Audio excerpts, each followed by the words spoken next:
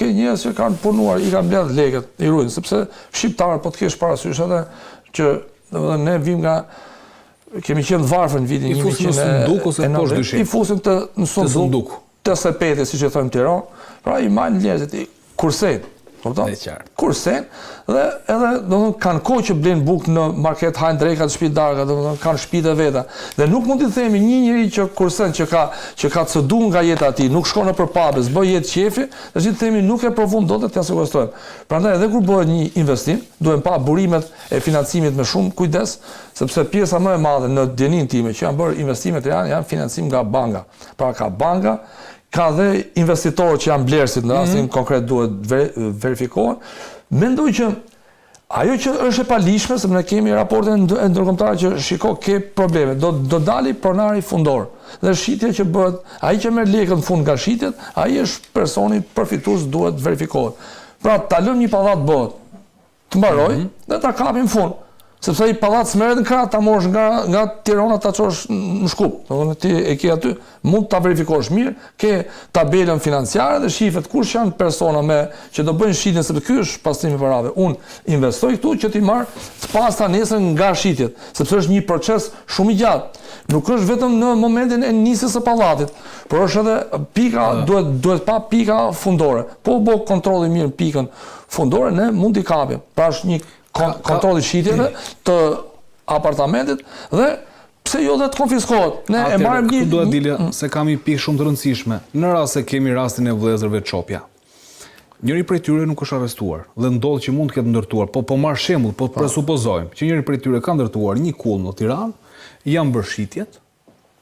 Tani, a mundet sepse deri pa një vendim të formës prerë nuk konfiskohet dot apo jo? Po sekuestrohet. Sekuestrohet, po tani çfarë vlerë kemi tek sekuestrimi? Me sekuestro ka një diçka. Pra sendi i sekuestruar nuk ke tagrin e tjetërsimit, pra t'ja kalosh personave tretë.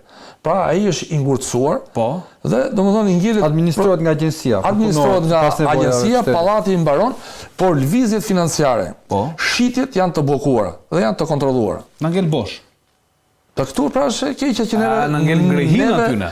Koha e kapjes. Se kap dotat, do ti mund të do 20 vjet kapësh një nga ata investitorët, ti japësh vendimin në formën e prerë. Sepse gjatë kohës ti do marrësh vendim për këtë sekuestër. Në rast se ajo vërtetohet që buron nga krimi, atëherë kalon konfiskohet dhe bëhet shitja sipas shemave të tregut dhe lekët i kalojnë shtetit. Ose përdoren ambientet për qëllime të shtetit. Mund ta bëj gjatë kohës sekuestrimit, ë? Pas sekuestros. Shiko, këto ka një periudhë të shkurtër, maksimalisht brenda 2 vjetë do të marrësh një vendim. Ja sekuestrove të ketë, nga bash pasurinë e bllokuar aty sipas shefit siç kanë këto. Atëherë del në konkluzion që kjo pasuri nuk është me burime të likshme, është me burime të krimit. Në këto kushte çfarë do të ligji? Sekuestrim, konfiskim. E konfiskon? Jo, s'ka vendim formës prerë. Pa e konfiskon organi gjykata me kërkesë organit përgjithësisë të prokurorisë. Mund ta bëj këtë? E kam bërë. E ka bërë? Kemi sekuestruar pallate, 2 pallate kam konfiskim se kam të konfiskimi këta marrë. Koncepti është ky. Pra, momentin e parë ti e sekuestron kur dyshon që bëhet nga krimi. Gjatë kohës si jeton, e bën hetim pasuror ose hetim për duke verës penale. Dhe shikon që kjo pasuri të del në konkluzion nuk justifikohet me të arro aty këtë personit dhe është burim aktivitet kriminal. Ke prova tjera s'kam. Në këto kushte që është burimi sekuestrohet. I konfiskohet. I konfiskohet? Okay. Gjatë kohës është sekuestro, administrohet ruhet sipas llojit në rast. Ka agjencia administrative. Është një biznes, për shembull, biznesin e administron shteti, gjeneron të ardhur mesatorë të tjera. Pretendohet kështu.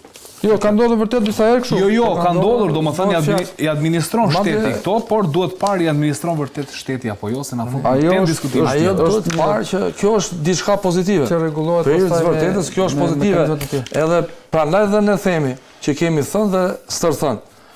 Krimet më të rënda që ta ketë spaku si tabela aty kur nisim punën mëngjes, janë korrupsioni që dhe krimet ndaj që merret vidhet pasuria e taksave të shqiptarëve. E dyta është droga, kjo është e dyta, nëse ka që vinë nga droga. Mirë, faleminderit shumë për këtë pjesë, ne do të ndalemi pak minuta tek çështja e fundit. Sot ka qenë edhe masa për përcaktimin e masës arrestit me burg pa fat për Kamber Sulçan, 48 vjeçarin të dyshuar si autor të vrasjes së biznesmenit italian në datën 26 shtator në zonën e Ivicës, pra në Tepelen. u vendos pra burg pa fat, pasi Kamber Sulçaj 2 ditë më parë kishte bërë një vedorzim në policinë e Gjirokastrës. Ne ndjekim insertin dhe rikthehemi për diskutim për të kuptuar më shumë se çfarë po ndodh, pasi ka dhe pretendime nga një prestigjioze italiane si La Repubblica për vrasje me pagesë. Kamber Sulçaj i shpallur në kërkim për vrasjen e Edoardo Sarçit, 44 vjeçarit italian si përmarrës të ndërtimi që humbi jetën nga një plumb në Shqipëri. Mbrëmjen e 26 shtatorit u dorëzuar në policinë e Gjirokastrës 2 ditë më parë. 48 vjeçari, i dyshuar si vrasësi, këtë të shtunë u përball në gjykatë me masën e sigurisë, ku u vendos burg pa afat për të. Ndërkohë, siç mësohet, Sulçaj nuk ka thënë as edhe një fjalë të vetme gjatë gjithë zhvillimit të seancës. Siç thuhet në gjuhën e kronikës së zezë, ai kyçi gojën përpara trupës gjykuese. Megjithatë, një tjetër prestigjioze italiane, krahas Corriere della Sera, La Repubblica sërish ngre dyshime për atë që ka ndodhur, duke rrëzuar pistën e një konflikti për dritat e gjata të makinës dhe duke i mëshuar faktit që kjo mund të jetë një vrasje me pagesë. Ja çfarë shkruajnë sërish italianët për këtë ngjarje. Sipas hetimeve, Kamber Sulçaj kishte pasur një përplasje verbale me sipërmarrësin dhe shokët e tij, pak para ngjarjes tragjike. Aktualisht ai ndodhet në pyetje nga hetuesit. Një nga pistat që po hetohet ende pa konfirmuar nga autoritetet shqiptare është ajo e një debati të ashpër mes 4 personave për dritat e makinës që ndriçonin errësirën e natës në fshat. Por dinamika e vrasjes mbetet e paqartë, sidomos pas zgjedhjes së një shume të madhe parash, armësh të shumta dhe pajisjesh në banesën e Sulçajt, çka ngre dyshime për një vrasje me pagesë, një skenar krejt tjetër nga ai një krimi të kryer në gjak nxehtësi. Ndaj tij rëndojnë akuzat për vrasje në rrethana të tjera rënduese, armbajtje dhe prodhim të paligjshëm armësh, municionesh dhe eksplozivësh, si dhe prodhim dhe shitje të lëndë narkotike. Mbrëmjen e ngjarjes Edoardo Sarçi së bashku me partnerin e tij në biznes Qeren Braçi dhe 2 djemtë e këtij të fundit kishin shkuar për gjuhëti në zonën e Dilanit në Tepelen, rreth 200 kilometra larg Tiranës. Sipas hetimeve paraprake, pas një sherri të fortë, Sulçaj ka hapur zjarr me një armë zjarri të mbushur në drejtim të Sarçit, partnerit të tij dhe 2 djemve, madje edhe në drejtim të automjeteve të tyre. Plumbat kapën vetëm Sarçin, babai 2 fëmijëve dhe sipërmarrësi i njohur në fushën e ndërtimeve në zonën e Varese, Itali. Ai ishte pronari i kompanisë Tegula del Centro, e themeluar 30 vite më parë nga xhaxha i tij. Fillimisht policia sekuestroi 2 automjete dhe mori në pyetje 3 personat që ndodheshin me Sarçin atë mbrëmje, si dhe një të katërt, për afro 12 orë me radhë. Më pas të gjithë u liruan për mungesë provash. Sulçaj ka dorëzuar pushkën e gjuhëtisë me ty të gdhendur, me të cilën dyshohet se qëllon ndaj Sarçit, si dhe lejen e mbajtjes së armës. Ekspertët e seksionit për hetimin e krimeve të rënda në drejtorinë e policisë së Gjirokastrës kanë përgatitur dosjen për kërkesën e arrestit me burg, e cila ishte urdhëruar më herët nga gjykata në mungesë.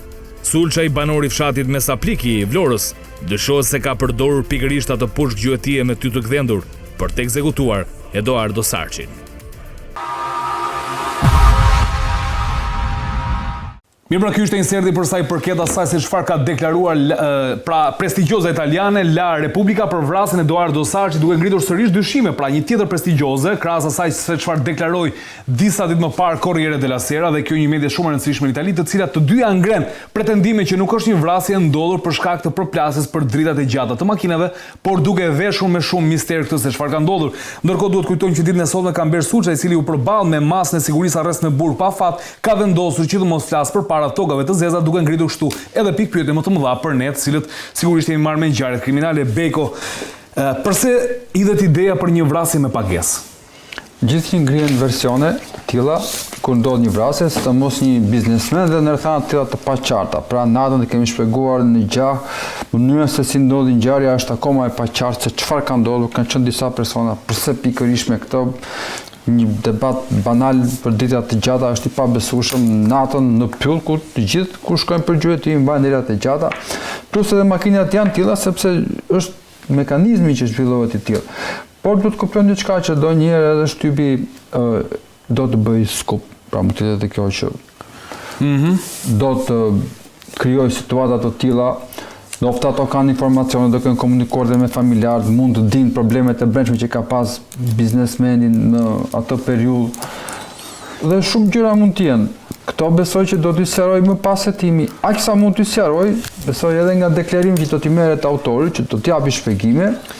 E tham që ai duhet të dorëzohet dhe bëri një që patë thënë që nuk do ta zgjasë shumë dhe më patë thënë. pak rreth 2 javë më parë që autori do vetë dorëzohet, sepse nuk ka ku shkon. Kjo është tipikisht shprehja. Gabim bëre që nuk e preva sinkron ta dëgjonin, por është e drejtë edhe që do dorëzohet, por më tepër se aq ai duhet të shpjegojë, domethënë si ka ndodhur ngjarja dhe duhet që të kontribuojë me patjetër për të shmangur këto dyshime që janë shumë të rënda, që hidhen nga mediat mbi mënyrën edhe qëllimet edhe motivet të cilat nuk besoj që do të mbeten pa sqaruar edhe nga organi procedurës në kuadër të hetimeve që prokuroria po kryen për këtë ngjarje. Se s'ka folur sot Kamber Sulçej, autori i dyshuar. Çfarë ndodh me masigurie? Nuk mund të thoshte ky që shiko unë erdhova dorëzova dhe jam i penduar për atë që ka ndodhur dhe le të përballem me drejtsinë. Ai duhet ta kishte bërë këtë si rregull, duhet të kishte dhënë një shpjegim, deklarimi në gjykat është provë dhe ndoshta ka pas edhe arsye të tjera për të mos e bërë, por do të kuptojmë diçka që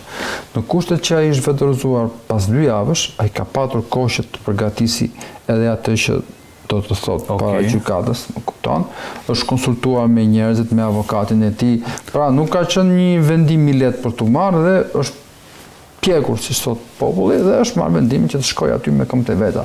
Dhe mirë do ishte që të kishte bërë një deklarim, të paktën edhe për këto problematika që kalojnë tej hetimit, tej ngjarjes kriminale dhe dyshim politike, po e vesh ai shpjegimin do javi patjetër sepse do të pyetet dhe por që duhet ta kishte sqaruar këtë moment dhe por që ngrihen shumë versione akoma ngjarja siç e thash është e paqartë dhe mbetet shumë për të punuar, për të parë dhe për të marrë gjërat, për të kuptuar se çfarë ka ndodhur realisht në atë vend. Të vrasësh një njeri për drita të gjata në gjuhën e tij. Sigur nuk shkon si logjik. Nuk ka kuptim. Rikthehem sërish, ndoshta me një tjetër pyetje, Beko. Karanxha, tashmë që kanë kaluar rreth 3 javë, dhe nuk e kemi më një vend ngjarje aktive dhe ne dimë që 72 orët e para janë jetike për një vend ngjarje për grupin e timor, për prokurorin, për të përcaktuar shkaqjet e një vrasje, të paktën nga çfarë ne kemi diskutuar këtu me ju dhe me të tjerë kolegë tuaj, ekspertë të ligjeve. Është e mundur që zbulohet diçka më tepër, tashmë ndërkohë që sot autori nuk ka pranuar dhe të flasë?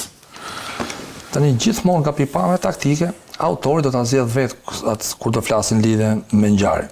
Sepse provat e marra në seancën për masën e sigurimit janë provat e marra para seancës gjyqësore, kanë vlerën e provës dhe këto mund të përdoren nesër për të kundërshtuar thëniet e këtij personi. Por ne kemi një problem tjetër. Që është? Shohim gazetat italiane dhe herën e parë kishin bërë më saktë aludime në lidhje me ngjarjen. Janë 2 më prestigjioze, më të mëdha atë. Por të dyja konstatojnë që nuk realizojnë të vërtetën. Për shembull thanë, nuk është bërë autopsi, që ishte e vërtetë se që këtu është haja. Pra të bësh akuzë kaq të fortë dhe të mos dalësh me deklarat mbrapa që autopsia është bërë, ta thash dhe në vitin 1997 në disa vende që nuk kishte shtet, është bërë, domethënë nuk është bërë autopsia në Vlorë për shembull. Kurse në Tiranë është bërë për shkaqjet e vdekjes. Tash ti thosh për një ngjarje kaq të madhe, nuk është bërë autopsi, ndërkohë është bërë, kjo tregon një dashakësi. Pra, autoritetet e shtypit italian nuk dim nga se janë të sponsorizuara që për këtë ngjarje deformojnë publikun. E dyta, mos ka ndonjë agjend për goditjen e Shqipërisë. Sa varrimi është bërë shumë shpejt, po kur ta bëjnë marroj punë organet e ndjekjes penale, si mas rregullit varroset personi s'mund ta marrën me ditë. Se ne kemi rregullat, ai jetonte në Shqipëri dhe është bërë varrimi konform rregullave. Prandaj duke pasur pra disinformimin e popullit italian në fillim, mendoj që dhe rastin konkret ka një tendencë deformimi. I Panderi është dorëzuar, jam unë auti për momentin s'do të flas. Çfarë problemi ka? Jo është me paramendim. Tani lind pyetja. Se di nëse e ka pranuar se kjo është, domethënë kjo është e paqartë, sepse fakti që nuk ka folur dhe i mbetet ende në kuadër të dyshimit dhe nuk është marrë në Panteru kam deklarime me cilësinë e personit nën hetim, do ketë sepse ai pse ka shkuar në polici ka dhënë një kontakt, po jo më keni më kërkoni o vëlla tash deklarimi formal, deklarimi aty janë kapur provat materiale, është kapur arma e krimit. Është kapur pra është bërë kthyrja e vendit ngjarjes, sepse kthyrja e vendit ngjarjes neve s'mund ta marrim makinat e krimit, makinat që kanë qenë në vend ngjarje. Aty është sqaruar. Por unë i referoj dhe asaj të parë sepse po ngul kom, se thosh që nuk është bërë autopsi, pra aty është disinformimi i parë dhe në kuadër të disinformimit të parë po ecet me këtë tjetër, që jo është bërë një paramendim, këtë person e ka fut dikush për me vrar, po si e di çka, më fali dhe lidh me paratë e gjetura në këtë godinën ku shkonte Kamber Sulçej, aty ku gjetët dhe armën, sepse aty janë gjetur shumë aparash. Ishte edhe ka lidhur domethënë dy shoqë që mund të vrasin me pagesë. Ka bërë një lidhje kështu domethënë kjo. Tani në përgjithësi këto mediat mund të kenë edhe dhëna të tjera që ne nuk i dimë. Mund të kenë thua. Absolutisht dhënat e me unë flas për këtë rast. Për raste të tjera nuk vedorën zjarr, por këtë rast ka pas mbeti një disinformim. E kam dëgjuar. Është tipike për median kjo. Me vëmendje. Siç disinformon këtu edhe andaj. Kur një media nuk është serioze, gënjen një herë, dy herë, atë dhe tretën do bësh gënjeshtër. Mendoj që ky nuk qëndron. Ky person është autori, këtu t'jemi diçka. Nuk mund t'jemi pedant ose që themi është ky version e tjerë. Ne do bëhen hetime, por me të dhënat e para rezulton që personi në fjalë ka realizuar vrasjen. Të bëj një pyetje tjetër tani, por se do duhet t'i lëm, sepse unë mund ta ludoj këtu që mund të ketë edhe një agent për goditjen e Shqipërisë në imazhin ndërkombëtar, siç ka ndodhur raste të tjera me grupe shqiptare, kapote, mafia, dreqë shejtan. Dhe tash na godasin dy herë këtu, edhe Corriere della Sera dhe La Repubblica. Tani përse neve Prokuroria e Përgjithshme e Shqipërisë për të ruajtur imazhin e mirë të një prokurorie që punon, nuk del me një deklaratë dhe thotë hetimet tona të dashur media italiane, se jeni më prestigjioze, se është një sot si flasin dy mediat më të mëdha këtu në Shqipëri.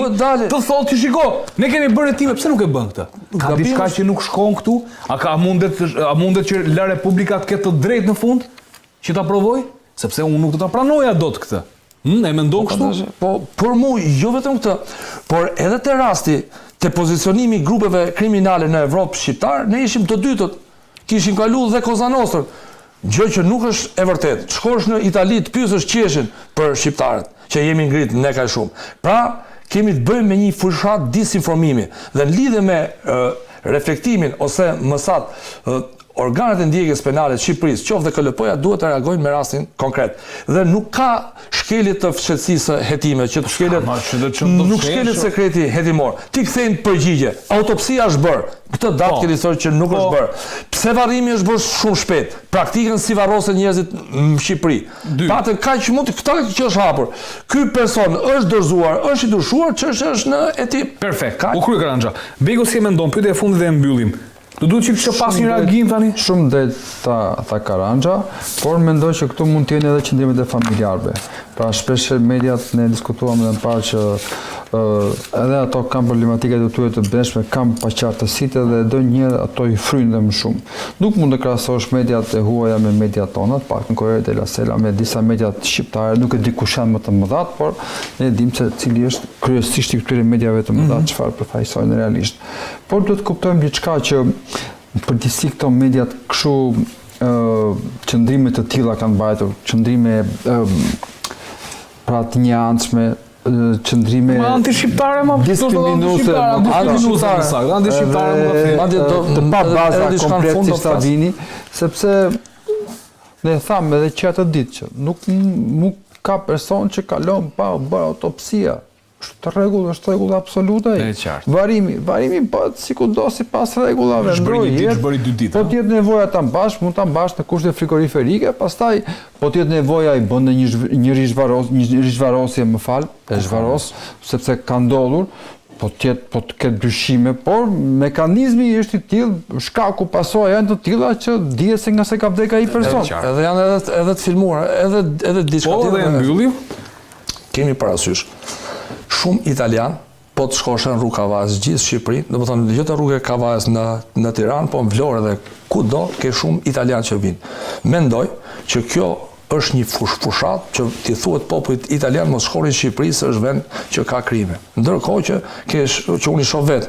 Pra se ne dimë dhe Itali se kemi pa rajduan e rajonën herët, janë shumë të lumtur këtu në Shqipëri dhe pjesa më e madhe e tyre thotë neve e dimë sikur këtu është luftë, por janë të kënaqur dhe kanë ardhur dhe i pjesë nuk kanë ikur më. Janë të lumtur që jetojnë në Shqipëri. Janë të moshës tretë, por tash ato sjellin të ardhur në Shqipëri. Po Karanja, më fal që po e them, kërkojnë ndjes, po mirë të na i bëjnë kur kemi institucionet pa afta për dalë dhe për të mbrojtur identitetin kombëtar, qoftë në rastin e një vrasje të veshur me mister siç është kjo Edoardo Sarçit, ku pa shkelur sekretin hetimor mund thuaj që shkruaj autopsia Është kjo, shkak dyshohet kjo, këto janë hetimet tona dhe përmbyllet çështja.